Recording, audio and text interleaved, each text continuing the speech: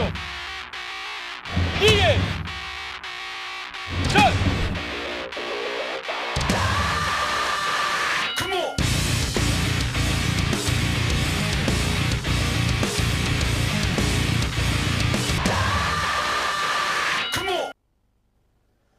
Mesdames et messieurs, bonsoir. À nouveau, bienvenue chez vous dans l'espace partenaire pour ce réceptif où pendant quelques 15 minutes additionnelles, nous allons occuper le temps. On imagine que pendant ces 15 minutes, en bons spectateurs et bons partenaires que vous êtes, vous allez nous laisser une grande part de silence afin qu'on puisse accueillir nos vedettes de l'émission, à commencer par le premier élu du conseil départemental, ne plus dire général, hein, départemental de la Nièvre, qui est à nos côtés, monsieur Patrice Joly. Et puis, à ma gauche, un joueur qui va nous dire plein de choses sur lui, mais également, c'est un peu notre taupe qu'on a envoyé à l'intérieur des équipes pour savoir ce qui s'est passé aujourd'hui et comment s'est passé ce match. Alors, tout de suite, une large victoire, président. Quand on est le partenaire master, on imagine qu'on préfère venir en tribune avec une large victoire. Oui, merci en tout cas à l'équipe de Luçon de nous avoir permis de vivre ce match et surtout cette réussite. Effectivement, c'est d'une certaine manière le symbole de la Nièvre qui réussit. Parfois, on doute sur notre capacité à faire des choses. En tout cas, s'agissant du rugby, on réussit vraiment. Alors, côté joueur, Julien, première chose, la petite partie médicale, parce que Julien, cet espoir qui a connu le plus haut niveau dans la catégorie des jeunes, justement, est venu ici pour matcher. Et puis, plein de petits ennuis, pas de grosses blessures, mais là en particulier, je crois que tu peux nous le montrer, tu arbores un gant un petit peu particulier. Où tu en es de ta forme? Pour l'instant ça va, j'en suis à 4 semaines de l'opération. Ça suit son cours petit à petit, la rééducation se passe bien. Demain j'ai rendez-vous avec le chirurgien, donc je pense que l'attelle sera enlevée demain. Et après, j'espère reprendre pour Oloron, minimum, après peut-être Blagnac. Ah, Oloron, c'est dans peu de temps, hein. Alors, j'imagine que tu as eu des fourmis dans les jambes déjà dans le match d'ouverture, puisque nous avions un match amical qui opposait deux formations à laquelle tu aurais pu appartenir, et puis la troisième aussi, tu aurais pu appartenir. Ton ressenti sur ce match qui a vu une fois de plus une victoire large, peut-être trop large, on va en parler tout à l'heure avec le président de ces différences de niveau. Ton ressenti, toi, sur l'état de forme de tes camarades? Je crois qu'on a très bien débuté ce match avec un essai à la première minute. Après, on a 3 actions où on ne les met pas et eux viennent 2 fois et marquent. Donc on avait peu une première mi-temps difficile et je crois qu'en deuxième mi-temps on est revenu avec un état d'esprit changé et on a su mettre les ingrédients pour marquer et mettre pas mal de points. Et on a vu, Président, une équipe aussi qui était remodelée, hein, puisqu'on a fait rentrer les 23 joueurs sans aucun souci, sans aucune différence. On voit que ce club, décidément, est bien structuré sur le terrain, par ailleurs. Et si aujourd'hui on accueille le premier élu du conseil départemental, c'est que sans doute il y a une similitude. On s'est vu un petit peu en coulisses quelques jours auparavant, et vous me disiez, Président, que votre objet c'était aussi ça, tout en conservant l'esprit nivernais, parce qu'on est nivernais, essayer de structurer de manière quasi-professionnelle le conseil départemental. Ah oui, le conseil départemental est clairement organisé de manière professionnelle. Ce que je vous disais en aparté tout à l'heure, c'est-à-dire qu'on essaie de faire en sorte que l'ensemble de l'activité développée par le conseil départemental soit dans des logiques de projet, de développement, de performance aussi, parce qu'on y est d'une certaine manière contraint au regard des contraintes budgétaires. Faire mieux avec moins ou faire plus avec autant, c'est quand même aujourd'hui le challenge qui est devant nous. Donc ça nécessite d'être très rigoureux, exigeant pour pouvoir essayer de faire le mieux possible pour l'ensemble des habitants de ce territoire. Alors le fait que vous soyez partenaire donc n'est pas étranger. Le partenaire a un club qui se structure, qui avance, comme il le peut à travers des méandres, qui sont parfois amateurs et qui sont parfois professionnels. Vous avez ce genre de soucis-là également dans vos projets locaux? Bien évidemment, il faut aussi entraîner sur l'ensemble des projets à la fois les institutions publiques, les entreprises et les habitants. L'avenir d'un territoire comme celui de notre département dépend de l'engagement à la fois des collectivités publiques, du département, mais aussi et surtout des entreprises et des Nivernais eux-mêmes. Alors, je vais rebondir sur le dernier terme du président. Il a parlé d'engagement. Tout à l'heure, tu disais que la deuxième mi-temps était beaucoup mieux aboutie. Est-ce qu'il n'y avait pas un peu plus d'engagement, justement, dans cette deuxième partie? Important de s'engager, de ne pas trop faire de fautes. Mais est-ce qu'il n'y a pas un petit peu plus d'engagement pour mettre l'adversaire sur le reculoir? On a surtout été très rigoureux pendant les 40 minutes. Je pense qu'après un mi-temps, on a un peu, on va pas dire lâché, mais il y a peut-être eu des moments où ça a été un peu moins bien. Donc du coup, ça a permis à Rodez de marquer, mais à deuxième mi-temps, ils ont mis aucun point et nous, on a réussi à marquer beaucoup d'essais. Donc je pense que sur l'ensemble des 40 minutes de deuxième mi-temps, on a été beaucoup plus rigoureux et concentrés et appliqués. Alors ça s'est vu effectivement, et puis vous savez qu'on a une rubrique, ce qu'on appelle dans le jargon une pastille. On a une rubrique, on a un envoyé spécial, et bien justement, qui va être un des acteurs, un des joueurs. Ce sont les interrogations de Dany. C'est maintenant, c'est sur l'écran. Félicitations. Malgré une belle opposition de Rodez en première mi-temps, vous avez maîtrisé à part une petite ombre, 2 essais en première mi-temps. Ouais, c'est vrai qu'on a eu 1 ou 2 passages à vide et moi je prends le premier essai pour moi parce que je loupe un plaquage et c'est vrai qu'on ne doit pas faire ça à ce niveau-là, mais c'est vrai qu'on a fait une grosse entame. C'était vraiment l'objectif de faire quelque chose de bien sur l'entame et de ne pas se relâcher après ces 2 semaines de repos. Et puis finalement on tourne devant la mi-temps, mais en faisant une mi-temps un peu brouillonne, même si on sentait qu'on avait le potentiel pour faire quelque chose de mieux. Et puis finalement, en deuxième mi-temps, ça s'est beaucoup mieux passé. David, tu es à Nevers depuis plusieurs saisons maintenant, donc tu as l'expérience, tu connais. À ton avis, ça a évolué devant? Ah oui, c'est sûr qu'au fil des années, les choses ont vraiment changé. C'est vrai que cette année, on a Seb qui nous fait faire beaucoup de travail, de vidéos, sur le terrain, beaucoup de répétitions. Beaucoup d'opposition aussi, et c'est vrai qu'on en tire les fruits au fil des matchs, hein. Ça s'améliore et il faut que ça continue comme ça, il faut continuer à travailler. Et une belle concurrence qui motive? Ah bah oui, hein, de toute façon, la concurrence, dès qu'on est pro, il faut l'accepter, c'est comme ça, hein. C'est le jeu de tout professionnel. Et puis non, après ça se passe super bien entre nous, on n'a aucun souci entre nous, c'est très bien ça, il faut que ça continue. Très bien, merci David. J'avais d'autres questions, mais ça sera pour la prochaine fois. Merci. Intarissable Dany sur les questions. Bien tiens, justement, il parlait de la concurrence. C'est vrai qu'on a vu les garçons sauter de joie à chaque essai, et pourtant c'est le banc. Là, cette concurrence, tu la vis comment? C'est une concurrence saine dans tous les clubs. Je pense que s'il n'y a pas de concurrence, on n'avance pas, on ne fait pas travailler les autres et on ne se tire pas la bourre. Mais c'est bon esprit, c'est toujours sain. Et heureusement d'ailleurs. Alors quand on est aussi président mais qu'on est capitaine d'une équipe, on fait sans doute pas jouer la concurrence mais on dynamise ses troupes. Alors quel est le message qu'on passe régulièrement auprès d'un... Parce que nous les gens on n'est pas habitués à une assemblée départementale. Et quel est le message qu'on fait passer pour dynamiser ces troupes en Nivernais? C'est comme toutes les équipes, je crois, c'est essayer d'avoir un objectif précis. Qu'est-ce qu'on va chercher, qu'est-ce qu'on veut gagner, montrer la manière dont on veut y arriver et puis à partir de là surtout montrer que chacun dans ses responsabilités est un élément du collectif et d'une équipe et ça ne peut fonctionner que comme ça. Alors justement, vous parlez de précision. Parlons des projets qui vous accaparent, parce que qui vous occupent, on imagine qu'il y en aura toujours, mais ceux qui sont plus d'actualité, les projets du conseil départemental.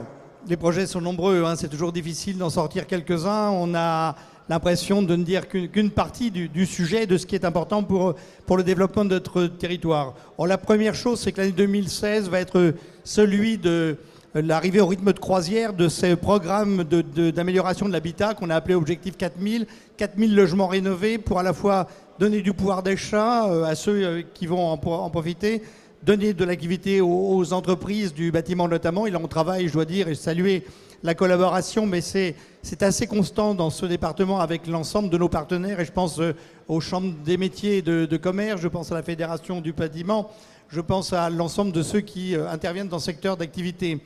Il y a bien évidemment, en ce moment, on travaille aussi sur les infrastructures. Alors routières, c'est la 77 qui se termine avec les financements qui sont apportés par le conseil départemental, avec les infrastructures numériques.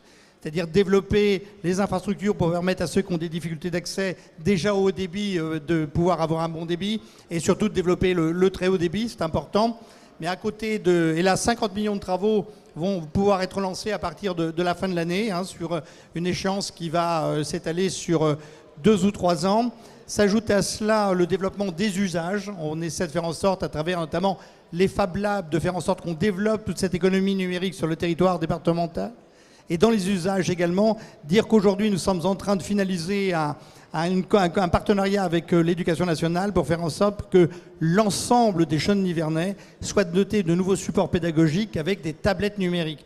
Il y aura une dizaine de milliers de tablettes numériques qui vont être distribuées dans le courant à partir du semestre suivant à l'ensemble des Nivernais. Ajoutez à ça notre intervention dans le domaine de l'agriculture avec le fait que nous avons acquis la ferme du Méreau pour faire à la fois une vitrine de l'agriculture, mais surtout un centre de transfert de savoir-faire sur une activité qui est beaucoup plus en évolution qu'on ne le pense parfois, et donc qui aujourd'hui est en difficulté et auquel on essaie d'apporter une aide. Vous dire qu'en ce moment même, des travaux sont sur le collège de la Charité sur Loire et qui vont permettre sa restructuration globale. C'est 8 millions de travaux qui sont en cours de réalisation.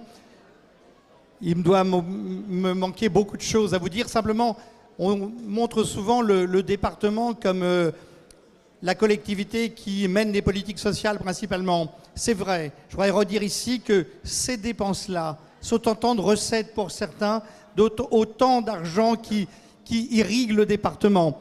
Et dire aussi qu'on sait être innovant, y compris dans ce secteur-là, dans ce département, puisque nous allons lancer cette année, parce que le cadre légal a changé, ce qu'on appelle cette expérimentation territoire zéro chômeur. C'est-à-dire de faire en sorte de non plus donner les allocations aux bénéficiaires, légitimement, pour lesquels ils ont droit à la solidarité, mais faire en sorte que des entreprises soient bénéficiaires de ces allocations et embauchent les gens dans des statuts de droit commun. Une autre manière d'envisager l'insertion professionnelle. Le président Julien nous parlait d'une mesure importante, ça c'est vraiment innovant, c'est une mesure de terrain, c'est une mesure qui va arriver dans quelques temps. Alors moi je veux parler des projets, maintenant je me tourne côté sportif, même si c'est sportif aussi d'être président d'un conseil départemental. Les projets à court terme pour l'équipe, c'est Hoche. Alors Hoche, il ne faut pas non plus, en cas de défaite, alors rien n'est joué, mais ce moment important, vous l'abordez comment, vous les joueurs?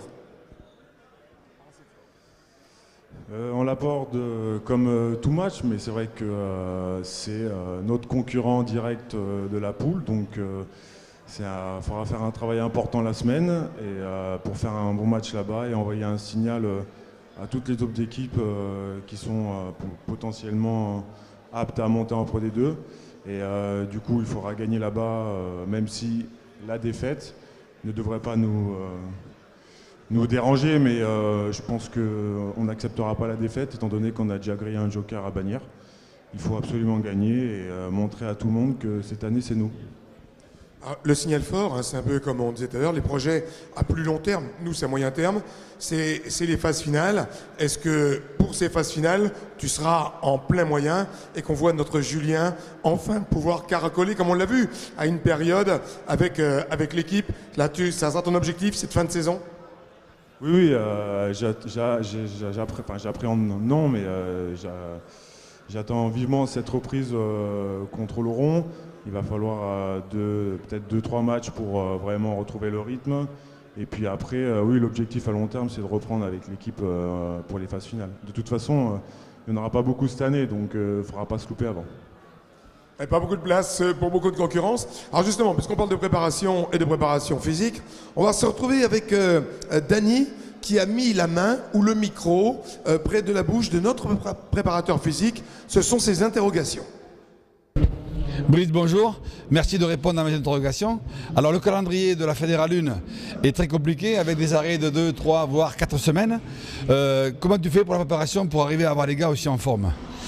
Ouais, le championnat c'est un peu du gruyère en effet, donc pas forcément évident. L'idée c'est pas forcément moi qui les garde uniquement en forme, c'est vraiment tout le staff. Donc c'est à la fois arriver à associer sur les phases de pseudo-repos où on n'a pas de match, eh bien, l'alternance de séquences avec forcément beaucoup d'intensité, à la fois du volume aussi d'un autre côté. Donc tout ça, c'est pas uniquement mon travail, mais c'est vraiment le travail de l'ensemble du staff qui fait qu'aujourd'hui on arrive à avoir une prestation où on a du volume de jeu. Et les joueurs sont en forme, ça se voit. Seront-ils encore plus forts au mois de mai? C'est possible? L'idée, c'est possible, oui. L'idée, c'est d'autant plus, si on peut éviter de faire un certain nombre d'erreurs comme en première mi-temps, on arrivera à maintenir un peu plus de vitesse dans le jeu. L'idée surtout, c'est de maintenir un groupe avec le minimum de blessures. C'est vraiment l'un des éléments clés. Donc avant tout, c'est ça, faire en sorte à ce que chaque joueur puisse être en parfaite possession de ses moyens et puis surtout avoir une intégrité physique maximale. Brice, je te remercie. J'avais d'autres questions. Ça sera pour la prochaine fois. Oui, ce sera pour la prochaine fois. Et puis nous aussi, on va pratiquement conclure cette émission. On va passer dans le temps additionnel. Habituellement, on vous donne des résultats qui ont été un petit peu tardifs. Alors j'imagine que sur vos appareils téléphoniques, vous les avez déjà. La seule chose qu'on peut dire, c'est que la confirmation de la première place, quoi qu'il arrive, restera à Nevers avec ses 57 points maintenant. On a un autre résultat, hein, c'est 16-13, la victoire à la maison du Stade Bagnérais, qui a été accroché par Blagnac, 16-13. Comme quoi, ce club de Bagnères est capable de renverser des soi-disant montagnes et est capable d'être accroché à la maison par des clubs soi-disant plus modestes.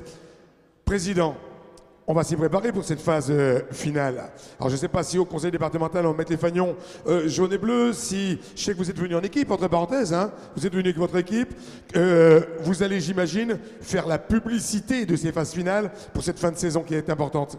Bien sûr, on va faire attention. Mais effectivement, je suis venu avec l'équipe, hein, mais des conseillers départementaux, d'un certain nombre en tout cas d'entre eux qui m'ont accompagné aujourd'hui pour cette rencontre.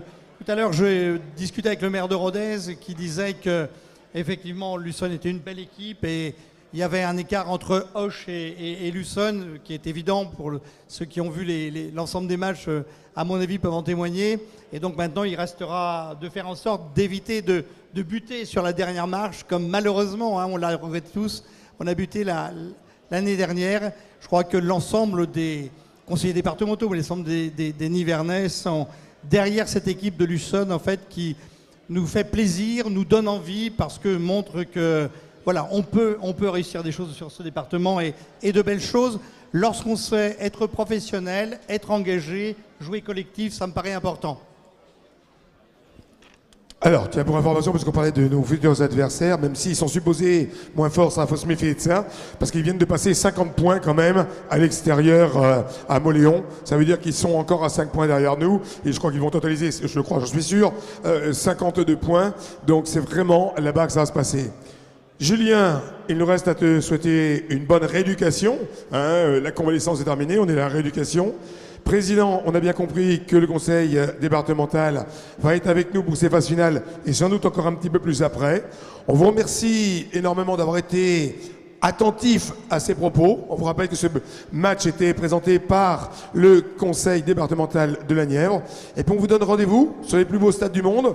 Le plus beau stade du monde, ce sera pour nous, quoi qu'il arrive, Auch dans une semaine. Et puis on se retrouvera au mois de mars, le 20 mars, pour accueillir le FC Oloron. Merci à tous, bonne fin de soirée et à très bientôt.